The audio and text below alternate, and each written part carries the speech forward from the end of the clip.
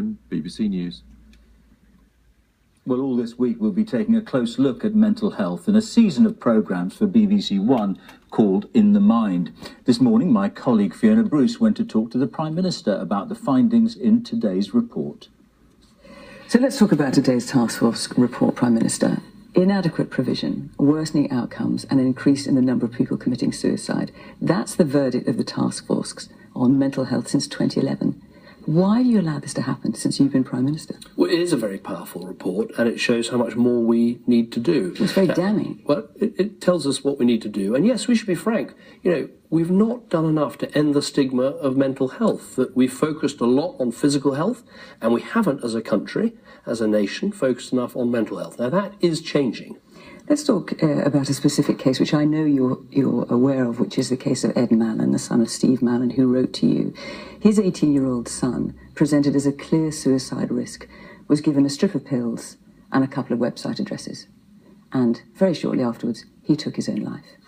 Can you pledge that by the end of your tenure as Prime Minister, there won't be a lack of care for young people like Edward? Well, of course, I can't pledge that there won't be tragic events like that, because there will be. But what I can pledge is the lack of care we're talking about. Yeah, absolutely. What I can pledge is that we're going to expand, for instance, the talking therapies that I think have been so valuable for so many people. And the money is there for that. As I've said, 750,000 more people already accessing talking therapies. For the first time ever, waiting times rather. So if, for instance, you have psychosis, you should get treatment within 2 weeks. When you say 2 weeks, the average waiting time for a child to get access to therapy is 32 weeks. It's far too long, and that's why we're putting in the money. But as I said, not just money, it's also saying, we're very familiar with the waiting time targets for physical health, that, you shouldn't have to wait longer than 18 weeks for your treatment. We're now doing that for mental health as well. The task force report recommends that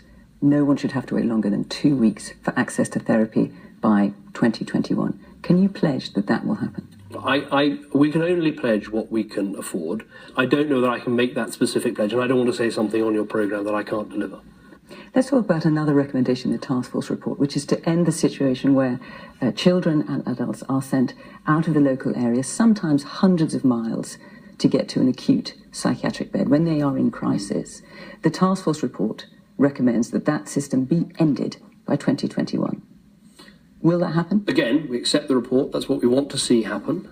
At the moment, people are having to travel too far. If you look at, for instance, children and the mental health bed provision, there's actually more bed provision than there's been in the past. But we're also seeing, frankly, more children presenting with mental health problems. If you look, for instance, at eating disorders, we've seen a big increase in those, so extra money and extra work needs to be done. But yes, we accept what's in the report. Now we've got to work out, have we got the resources necessary to deliver what they're asking for?